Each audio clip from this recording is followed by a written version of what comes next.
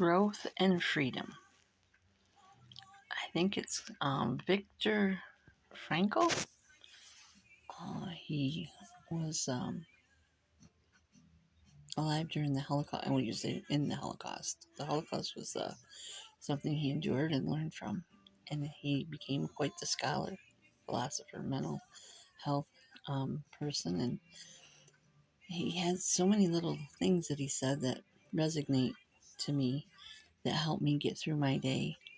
And the strange thing is, I only just found him this morning. I'd never heard of him. It happened to just fall in my lap with something else I must have been looking at on YouTube yesterday. I'm always looking for answers for myself in my life. I know I already have them, but I'm wondering if I'm the only one. I'm always wondering, am I the only one that feels this way? Am I the only one, that does it this way? Is there others out there that are like me? And would I like them? Would they like me? I ask so many questions. But I do know that between birth and conceiving, I mean, to be conceived in love is probably the grandest thing a person can have. And then while you're in the womb, to be having an extraordinary um, oh, surrounding outside of the womb where you hear things. I mean, I find it amazing when a mother reads to their child in the womb or father and touches the stomach. I think it's the most gesture of love that you can give to a baby that has not yet been born. And when I say that, think about it. This is something else.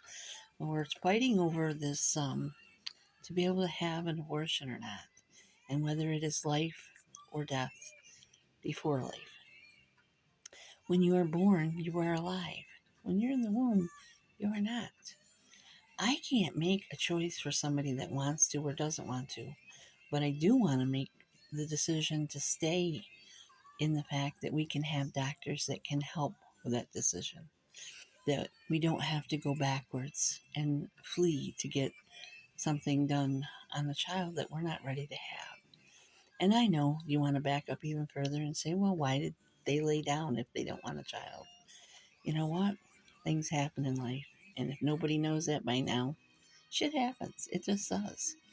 Uh, I I can't say for myself that I would ever get one, but I've never been in a position that some other woman might.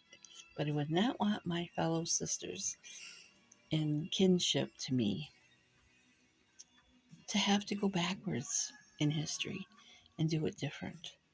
I like to think that they're safe and the hardest decision probably in their life that they would ever have to make. I know people want to think, oh, they're just being careless, foolish, and they're going to regret it. No, most likely they probably will regret it. They will have feelings about it because tomorrow isn't known.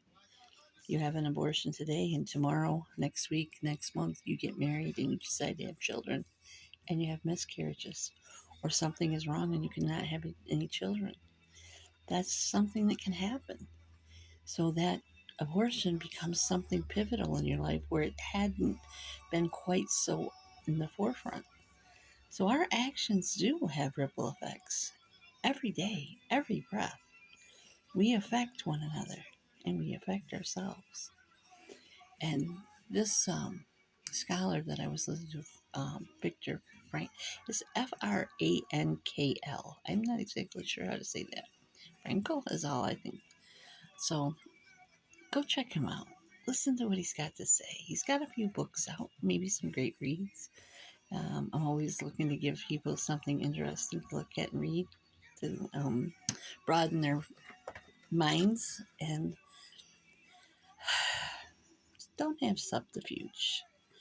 It's a word that I hear quite often in my life because the person that feels that way has, I don't know, a lot on his plate and has a lot to go through.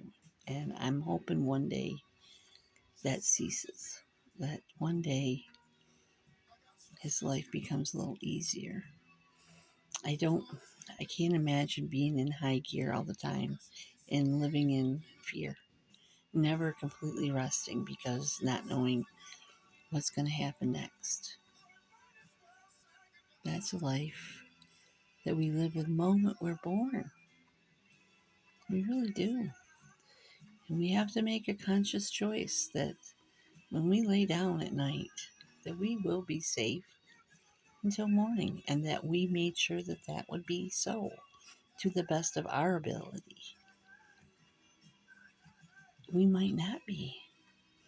I don't really want to fly, but I would. But I do worry about a plane falling out of the sky when I'm on it. If it's somebody's time to die next to me in the plane and it's not mine and I got to go down with them, I'm not wanting to do that. So I could be laying in my bed and a plane could crash and it could hit where I live. And I could still be killed in a plane crash even though I don't fly. So why put such restrictions on your life? If you want to get somewhere and go somewhere and you're afraid to take a ship or a cruise because you're afraid of the fish in the water, I can tell you it's a real fear. But to conquer our fears, oh, it's so magical. It really is. I find for myself, when I face my fears, I'm ready for the next one. Because I have fears, we all do. But I think life is better lived and experiencing it. I think when we think about other people and how bad they might have had it, and how we would never want to go through something like that, or we don't know how they did it. It's true. We don't know how they did it because we weren't them in the moment. They might do it exactly the same or a little different. We may not have made it, but we have our own things in our life that we've conquered that are huge. Think back. I bet you have a few. And be grateful for the life you're living. It might look like a shit show to somebody else, but it's your life. You have to look at it the way you want to perceive it and be happy in it the best you know how. I'm very fortunate when I wake up in the morning. I do say that. Very fortunate. And I'm very fortunate when I lay my head down at night.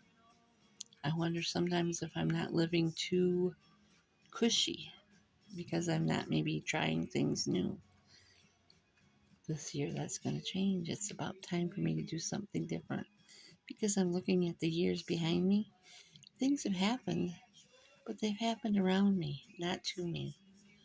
So it's time for me to do something for myself.